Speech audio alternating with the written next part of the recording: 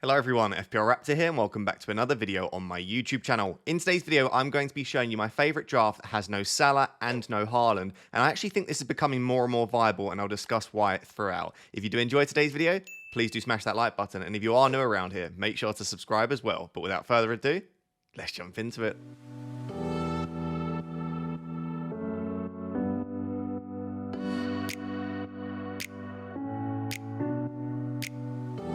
So guys, let's just jump straight into this draft. And as I said, I think this is becoming more and more viable. This is not just the case of just trying to find content. I think there are a lot of good reasons to potentially go without both Haaland and Salah. But I also think there are a lot of limitations as well. So throughout, I'll try and discuss those pros and discuss those cons. But obviously, why would you do it? Well, firstly, there are doubts around Haaland's fitness. We should find out way before Game Week 1 with the Community Shield. But Haaland is apparently struggling with niggles, and he actually struggled with that last season. That kept him out for a few months, or a couple of months at least. So I would not be surprised if this is something that he struggles with at the start of the season. So that might put you off. On top of the fact that he is 15 million, right? There are loads of good reasons to potentially go without Haaland. So let's say that you choose, Haaland for 15 million with the issues that he's suffering with the fact that it's Chelsea in Game Week 1, Arsenal in Game Week 5. Maybe I don't want to go with Haaland. Well, at that stage then, it's just, do you think Salah is worth having for 12.5 million? And whilst I think he is probably still the best premium midfielder, and I discussed that in yesterday's video, feel free to go and watch that if you want to know why I think Salah is so fantastic. He is also 2 million more than someone like Palmer, 2.5 more than Saka, and he's playing under a new manager. We do not know how Liverpool will look. Right? They've shown some promising signs during pre-season. Salah has been on the score sheet. But once everyone's back fit, will Salah get the same amount of minutes as he did under Klopp? Will he definitely still be on penalties? Is he going to play more like an inside forward or a wide winger? There are a few things that we just don't know. We don't know how quickly Liverpool will click under Arne Slot. So there are enough reasons, as well as obviously having so much money if you go without the two of them to spread elsewhere, there are enough reasons for me to potentially consider going without both Haaland and Salah. But you'll see throughout today's draft, what I probably wouldn't do if you go for a draft like this is completely spread the funds unless you are very happy playing an early wildcard. Because what you don't want to do, in my opinion, is completely spread the funds to the point where your bench has got loads of good options. You've got basically an expensive-ish player in every single position, but not too many of those premium, like really expensive assets. If Salah and Haaland smash it at the start of the season, how are you going to get your team in a position to even get one of them back in, or potentially both? Now, I think a lot of people are going to struggle to get both unless they start with both. Even in most of my drafts, if I want to get Haaland back in, it's going to be difficult. But what I don't think you want to do with this draft is be in a position where it requires 3 or 4 transfers to even get someone like Haaland or Salah back into your team. Unless, like, you're just saying, I'm 100% committing, no Haaland or Salah until at least like game week 10 or 12, which is absolutely fine as a strategy, then you can really spread the funds. But you'll see with today's draft, even by looking at my defense and my bench, I've not necessarily like spread the funds around to every single position. I've just gone for a few more expensive attackers, which I think looks really, really nice. So with all of those explanations out the way regarding kind of structure and the pros, I think I'll discuss the cons of the draft, i.e. what I don't like about it, at the end once you can see it all. But there is plenty of justification to go without the two of them. Let me know down below if anyone's considering it. So in goal, I still think I'll end up on a £4.5 million goalkeeper, but I am very tempted by both 5s and 5.5s as well. So at 4.5, the issue we've got is, in my opinion, the two best, actually, in fact, the 3 best options for 4.5 is probably a Palace keeper, a Forest keeper, and a Chelsea keeper. The issue is we do not know who is number 1 for each of those clubs. Sanchez was supposedly number 1, but Chelsea have signed a new goalkeeper. Henderson is actually supposedly Crystal Palace's number 2, but when Johnston was injured last season, Henderson came in and did he was so good for Glasner that you wonder if he'll keep the place. I think he will, hence why he's in here. But Johnston is supposedly the number 1. And then you've got Miguel and Sells. Sells made so many mistakes last season, was not particularly good for Forest, but a lot of Forest fans still think he'll keep the spot, whereas Miguel has been brought in, he's 6'8", there's loads of rumours that he's been brought in specifically to target set pieces, but we don't really know a lot about him, and we don't know that he's definitely first choice. So I still think that those are the 3 best keepers to have, but there are doubts surrounding them. You could go for someone slightly safer like Flecken, although there are rumours that Flecken might not even be the starting goalkeeper. So I have my concerns about pretty much all of the 4.5s that I want. And then when you look at 5 million goalkeepers, there are some really good options. You've got Onana, you've got Vicario, you've got Leno, you've got Pickford, who could just be super consistent once again. And you just wonder, is it worth the extra 0.5? And then, of course, you've got David Raya as well, who I have slated all of last season because I had him for large spells and he makes absolutely no saves and gets no bonus points. But the more I thought about it, with the changes in the bonus point system, Saliba's probably going to get less bonus points this season as well. So if Saliba's not getting the bonus points, he's not got much attacking threat. Why would I be so happy choosing Saliba at 6 but not Raya at 5.5, for example? Especially if you can then get a slightly more attacking £4.5 million defender. So I do really like a few of the other options. I'm still really unsure on the goalkeeper spot. But for most of my drafts, I've had Henderson or Miguel because they are the two that I think will be first choice at those two clubs. In defence, I've gone Mykolenko for the time being, and then I've got Murillo on the bench, or Murillo. Terrible pronunciation. The reason I've got the two of those is I think that Everton and Forest are two of the better defences. In fact, Forest were 4th for expected goals conceded last season in the Premier League. Everton were actually at 7th, but they kept the 3rd most clean sheets. So these are two defences that are very solid. And on top of that, I think they have really nice opening fixtures where actually both Mykolenko and Murillo, you could start them pretty much every single game over the opening 8 to 10. There are a couple, for example, you might not want to start Mykolenko in game week 2, but you could start you wouldn't want to start Mykolenko, but you could start Murillo instead. I think it's game week 4. Nottingham Forest have Liverpool. You've not got a great fixture for Mykolenko there, but you could play him instead. So the rotation's not perfect, but I like the fact that they just have really solid fixtures for the opening 8 to 10 game weeks, and I feel like you could rely on them for that time. So that's why I've got those two at 4.5. I've also got Barco on the bench at 4, and people will look at that bench and say, well, if you're going without Haaland and Salah, surely you have a stronger bench than that. But Barco at the moment is essentially a £4.5 million defender, maybe even a 5, right? Because he's essentially doing the job that Estepinian would do. And Estepinian's been brilliant. And also, Barco has been taking set pieces in pre-season, if you've not yet seen. He's been taking corners for Brighton. So he's going to be playing a left back / left wing back role, taking set pieces. And after the opening 3 games, the fixtures do start to improve slightly. In game week 4, they've got Ipswich. So I should have said that rather than Mykolenko Murillo, you could just play Barco against Ipswich in game week 4. So I quite like that rotation. It's super cheap, but it allows you so much more money in the attack. So those are the 3 cheap defenders. And then very briefly, I've got Gvardiol and Trent. Almost all of my drafts have had the 2 of them. I understand, and it's part of the reasoning for maybe going without Salah, that we just don't know what Trent's going to do. Some people suggesting that Trent's going to invert, which I think is more likely. But also we have seen with Arne Slot, he can play of like a very wide fullback that overlaps. If Salah starts to drift inside a lot more and play more as an inside forward, we could see an overlap in Trent. My argument to those would be, I don't really care. If he's inverting, cool, he's getting into the centre of the pitch, maybe the potential for more goals. If he's overlapping, it's the position I think he's best in the world. I think in that right wing back role where he's whipping in crosses, there's no one better than that, especially if Jota and Darwin are playing through the centre, both of who are very good in the air. So I don't care. I still think he's brilliant, regardless of which of those 2 he plays. But I do understand that there's a lot of uncertainty around Liverpool, and he's very expensive. But I feel like if you're going without Haaland and Salah, you have the money to spend 7 million on Trent. And Gvardiol's in there just because I want to cover some of that City defence. The game week 2, 3, and 4 fixtures are really nice. And you're going to want a City defender at some point, I think. And if he plays a similar role to what we saw at the end of last season, he's going to be exceptional value. So I'm really happy with that defence. Obviously, people might look at this and think, so you've removed Haaland and Salah and you've got a weak bench and 2 4.5 starting in the defence. I still think it's worth, like I said, investing most of that money into the attack. But you could conceivably, when you see the attack, downgrade 1 or 2 of them and go for Saliba rather than Mykolenko, or Pedro Porro rather than Mykolenko, and then Raya instead of Henderson. That works absolutely fine as well. I just think the points are in the attack, so I might as well spend all the money there.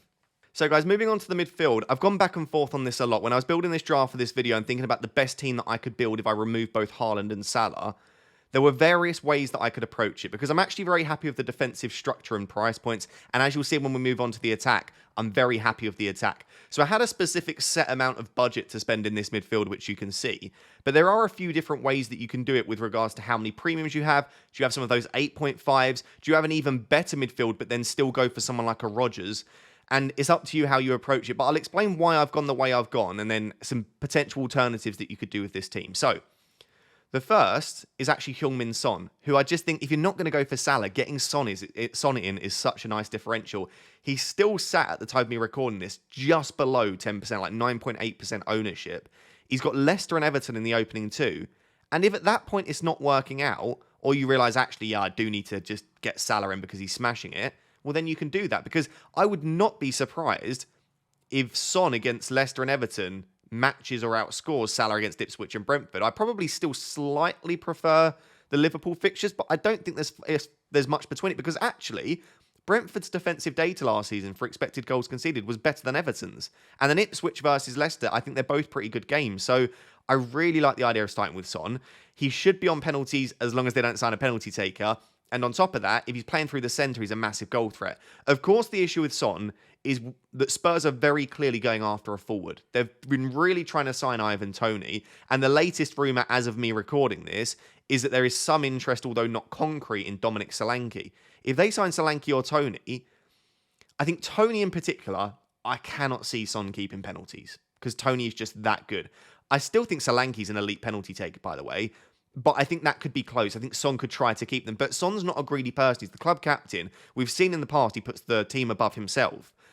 I think Solanke and Toney would both get pens if they came in. So the issue that we've got is not only that he might be off penalties, but the transfer window will shut 2 weeks after the Game Week 1 deadline. So it might be that Son against Leicester, has penalties, but then maybe by the Everton game, they've brought in a striker and then someone else comes in and he's pushed out to the left. But I suppose the fixture you really want him for is Leicester. So if it looks likely for that Leicester game that he's on pens, starting through the centre, and that he's going to be the main goal threat, I think that could be a goal fest, that game. Leicester are not a team that are going to sit back and defend really deep, at least not for the entire game. They are a team that will go after it. It's not a classic traditional promoted team. So I quite fancy Son and Son and Spurs to get a couple of goals there against Leicester. I also think they'll concede, by the way, but I think they'll score a few as well. So I think he could be a really, really nice option. And he's very close to Salah in price. He's only 2.5 less. So it feels like a good spot to say that spot there, that Son spot, I might end up using that to upgrade to Salah if I want to in the future. And if I don't, then I can downgrade him and I've got even more money to spend, which is, of course, fantastic. So I really like Son. I've also got Cole Palmer in there. Again, Nkunku's brilliant, by the way. He's been in a lot of my drafts, either instead of or alongside Palmer. And absolutely, if you went for Nkunku instead of Palmer, then you could upgrade Gibbs-White, Szoboszlai. You could upgrade the defence a little bit as well. But I just feel like, again, if you're not having Haaland and Salah, you want as many of those upper echelon players instead, because we'll discuss in a second, captaincy could become a huge issue if you don't have Haaland and Salah. And so I think you want a player that, even if they didn't have the best fixture, like if I told you have to captain Cole Palmer against Wolves away, assuming he plays a similar role to what he did last season, you probably wouldn't mind. So I like the idea of having the third most expensive player in the game because you feel comfortable captaining him a lot of the time. The other fantastic thing about Cole Palmer, apart from the fact that his data's great, he's nailed, the fixtures are good, is that Maresca has actually come out now and said that Cole Palmer is definitely on penalties for Chelsea. So he's made a point after what happened with Pochettino and Chelsea last year that he is the boss. He decides who's on penalties. He decided that Nkunku should take one during pre-season, but then he ended the question by saying, and Cole Palmer is definitely still on penalties for the Premier League. So I'm not saying that Nkunku can't take one because he's got a really good penalty record, but Palmer is first choice. So he's a known entity. Obviously under new management, who knows? We really don't know how Chelsea will look, but I think you've got to have him if you don't have Haaland or Salah. I'm then going to go skip Szoboszlai, and I'll discuss why in a second, but Saka is the third premium in there. So I've actually got like a 3 premium midfield without Salah. And Saka, I just think, I spoke about him in the premium midfielders video. Do go and watch that, by the way. I really enjoyed recording that. I think Saka is being so underappreciated, and I think he could arguably be, alongside Salah, the best premium midfield. If I was to only choose one of Son, Palmer, Saka, I think it would be Saka for me. I know he's got 3 away games against Villa, Spurs and City in the opening 5, and that may well be enough for you to go without. But he's on penalties. He's nailed. His minutes are good. And the thing that we have with him that we don't with a lot of others is we know what's going to happen, right? Palmer, new management. Son, are they going to sign a striker? Salah, new management. Haaland, suffering with injury doubts. Saka, yes, he's coming back from late from the Euros. Same manager with Arteta. Same role on that right wing. You know exactly how he's going to play. Very consistent data and output across the last 2-3 seasons. Saka is just that guy for me. And he's got Wolves at home in game week 1. He's got Brighton at home in game week 3. I then think in game week 6, he's got like Leicester and then Southampton or something like that. So there are a good set of fixtures for him outside of those obviously pretty tricky away fixtures. And I just think I want him in my team. Like increasingly more and more so, he's been the one that's kind of most nailed in my team. So I've gone for 3 premium midfielders there, which leaves me with 2 £6.5 million midfielders. And before I even discuss them, this is where I've kind of found it quite difficult. So rather than Son, Palmer, Saka, and then 2 6.5s, and they could be any 6.5s, what you could do instead is, rather than having Son, if you downgrade Son to Bruno Fernandes or Ødegaard, you can then upgrade Szoboszlai or Gibbs-White to a 7.5 like Gordon, and then that also gives you 0.5 to upgrade your bench or to do Henderson to a £5 million goalkeeper. So rather than 3 premiums, you go for 2, you go for a Bruno or Ødegaard instead of Son, and then you can spread the money a little bit more.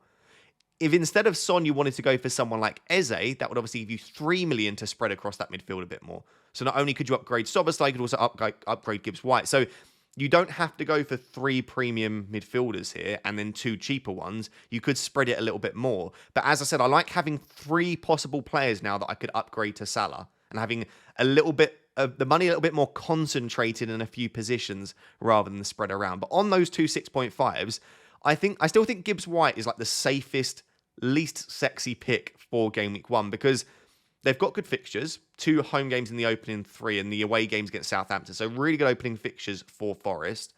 Gibbs-White has consistently, I think, 17 attacking returns in his last 2 seasons in both of those. 5 goals, 12 assists in both. So he's not a massive goal scorer, but he will get you attacking returns on a semi-consistent basis. We believe he's still first choice penalty taker, and his minutes have been exactly 85 minutes per game over the last 2 seasons. You just know what you're getting almost with Gibbs-White. And Forest aren't an elite attack, but with those fixtures, it feels like a very safe bet. But of course, like I said, not the sexiest pick, not someone that's likely to go out there and get you tons of goals in the opening games unless he gets a few penalties.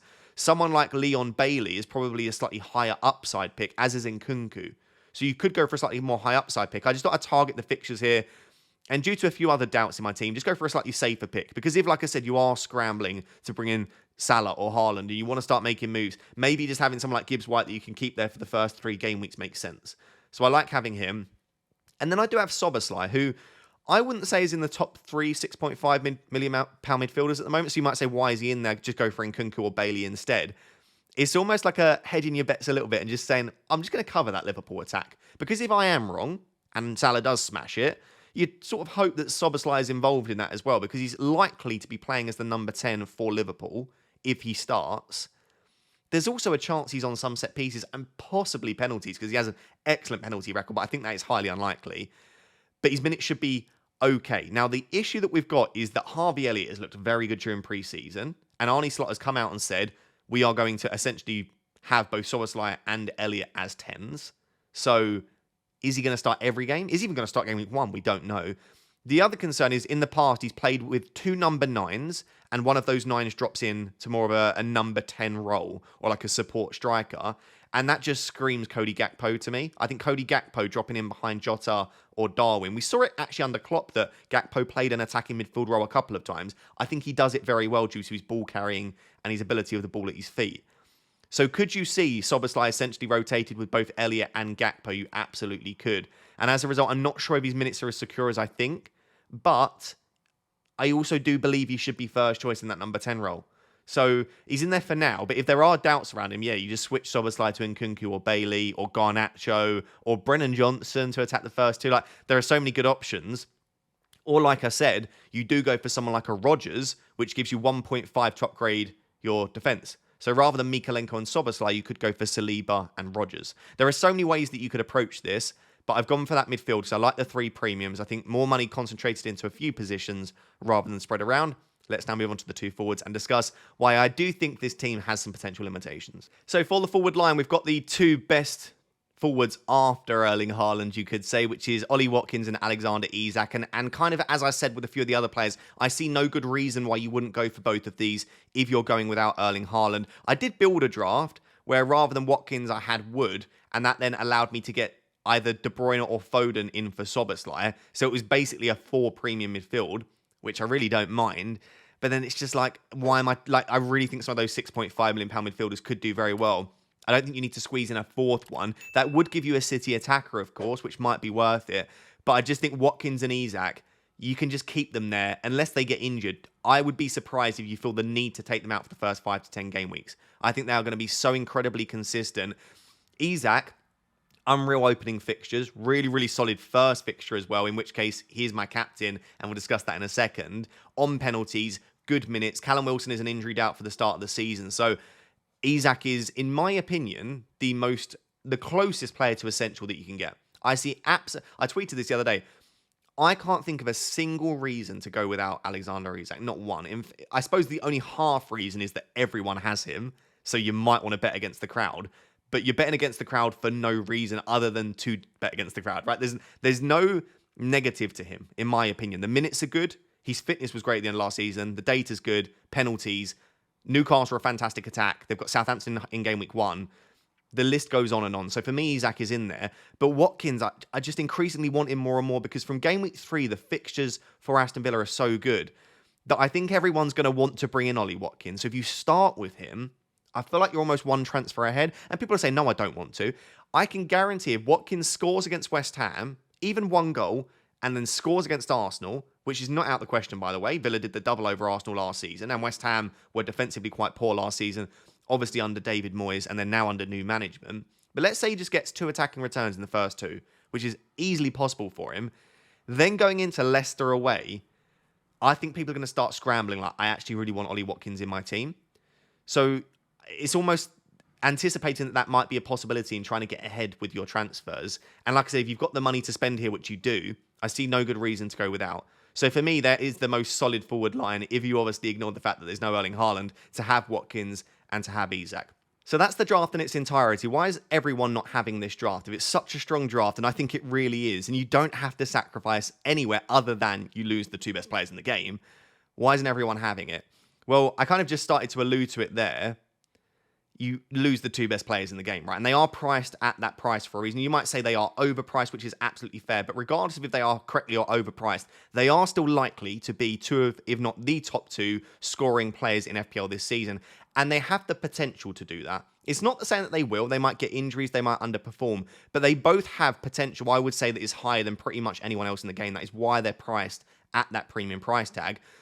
And if it goes wrong for you, it's going to go probably very, very, very wrong. So this is a very high-risk draft, I would say, because whilst you own all of the other good players, Haaland and Salah are both very, very capable of getting 4 to 5 attacking returns, maybe even 4 to 5 goals in the opening 3 games. They both play against Ipswich. They're both on penalties. They're both good for minutes, and they have pedigree. So they could both get 5, let's say 5 goals in the opening 3 is worst case scenario for the 2 of them. Of course, and this is my argument when I sold Haaland last season, you have players instead. So rather than Haaland, you've got Watkins. Rather than Salah, you've got Son. So it's not just you lose all of those, but you then need your alternatives to go absolutely ballistic just to match the 2 of them. So it could go very, very, very wrong. So you have to accept the risk that is associated with that. And then the issue is, if it goes very wrong, it's very difficult to get back to them. I would say if you build a draft similar to mine, getting Salah back in is relatively straightforward. You upgrade Son, and then you just need to find 2.5 million. The best way to do that would be downgrading Watkins or one of Palmer or Saka. So you still have to use 2 transfers. You still have to lose 2 of your better players, but it's not impossible to get Salah into this team because I've concentrated the money in a few positions. If you were someone that spread the money around and you've gone for a stronger bench and a stronger defence, then I think you'll find it increasingly difficult to get Salah back in. And you might not want to. You might just say, this is my bed and I'm gonna lie in it. So it's up to you how you want to approach it, but that could be a potential issue. For me, potentially the greater issue is actually captaincy. And listen, this team has got, I would argue, 5 premium options, right? In Son, Palmer, Saka, Watkins, Isak. You have got plenty of really good captaincy options. You could even captain someone like Trent in game week 1. He's got the ability going forward. I probably wouldn't recommend it, but you do absolutely have players that can deliver for captaincy. And we saw last season, if you'd have captained Son for his hat-trick or Sterling for his hat-trick, people did really, really well. And there will be points throughout the season that all of us choose not to captain Haaland or Salah. But again, they are priced at that price for a reason. They are so consistent. Haaland and Salah very rarely go through spells where they blank for multiple games in a row. And whilst I would say that the ceiling is very high for a lot of these players, sometimes the consistency isn't there as much. So do you feel comfortable having to choose between 5 players for captaincy every week rather than just saying that Salah is my captain? So for me, if I go with Salah, he's my captain for 5 of the opening 6 game weeks. I don't have that extra decision to be had. Maybe that's a bad thing for me. Maybe I should be trying to make that decision. But it feels like I'm less likely to get it wrong trying to switch and trying to find that hole rather than just relying on a premium option that is consistent every single week. And again, that could be the wrong way to think. Maybe those of you that go without will do much better. And I was going to just discuss that you can do really well. So for game week 1, Isak is arguably as good, if not better, than Salah. If you look at penalties data, home fixture against Southampton, I'm still going to consider captaining Isak in game week 1, but I'll probably go for Salah. So Isak in game week 1 is absolutely fine. In game week 2, if Szoboszlai is playing as the number 10, you could go for him instead, but you've got Son against Everton. You've got Palmer against Wolves away. You've got potentially Gibbs-White against Southampton. Like these are going to be the decisions you need to make. Is you captain someone else? You could even stick with Isak against Bournemouth. But straight away there's obviously not a standout option for me. And this is one of those where if you have Haaland, Ipswich, but if you don't have Haaland and you've got Salah, even though it's the same fixture as Szoboszlai, it just feels better, obviously, captaining Salah. In game week 3, you've got some slightly better options. You've got Saka against Brighton at home, but you've also got Watkins against Leicester away. So you can see every week there will be someone that has a good fixture that you can captain. I just don't like it. I like having someone that I feel so comfortable putting the armband on. And the counter to that might be that by the time that the season's underway, Salah just doesn't look great in slot system and Liverpool don't look great. In which case, I'm in the same position as you because I won't want to captain Salah and I won't have Haaland in my team. So I'm not saying this would suddenly make it a completely non-viable option. You could absolutely still go without the two of them, but captaincy would worry me a little bit. I think really that is it. The thing is, it could punish you horribly. It's difficult to get back to them and captaincy. Because outside of that, it's a super well-balanced team. You can have a decent bench, a strong defence, a brilliant forward line in midfield. It's up to you how you distribute the funds that you have and how much you, like I said, concentrate into a few positions. This team is currently rated at 90% according to Fantasy Football Hub, and it's predicted to get 61.8 points in game week 1. If you want to get your own team rated for free, there will be a link in the description to do that. It'll be like the third or fourth link down. It will say get your team rated for free by AI.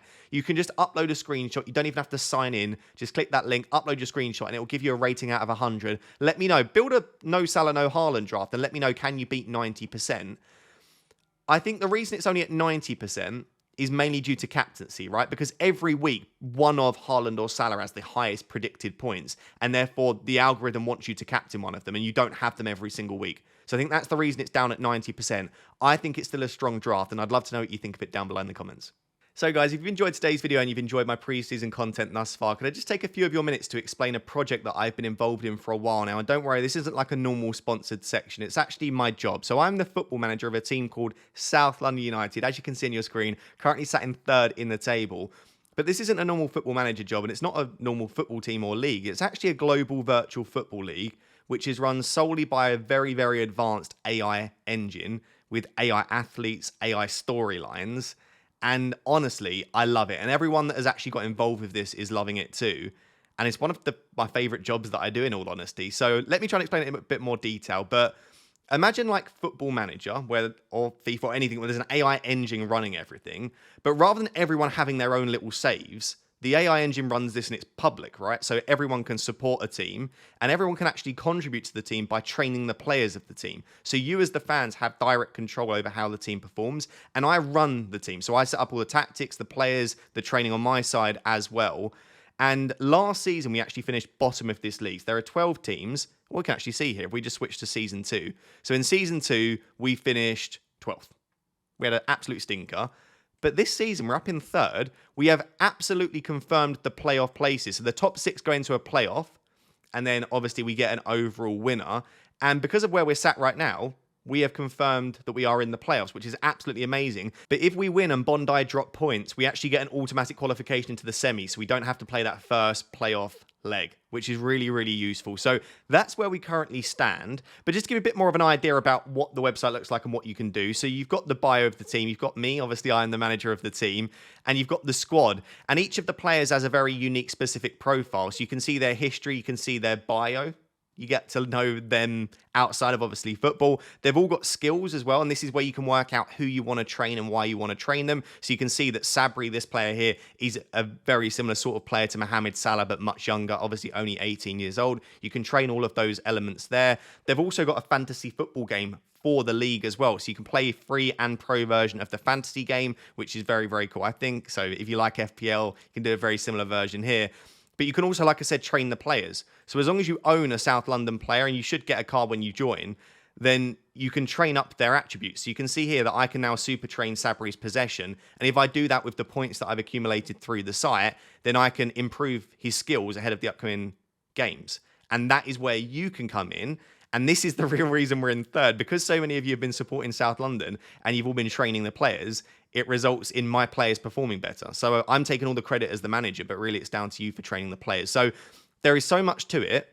If you do want to get involved, all you need to do is one or two things for me. When you sign up, please use the link in the description, obviously. But once you've signed up, to make sure that you actually support me, you then need to say that you support South London United. So what you need to do in the top right corner of your screen, you can't see it, it's just off the screen. If you click on your profile, there's a button that says Dashboard. If you click on Dashboard, it will load to this. And where it says South London United here for me, what you need to do is select your club there. So I've already selected my club as South London, but for you guys, you'll just need to click the drop down and select South London, and there you become an official fan of South London United, which is my club.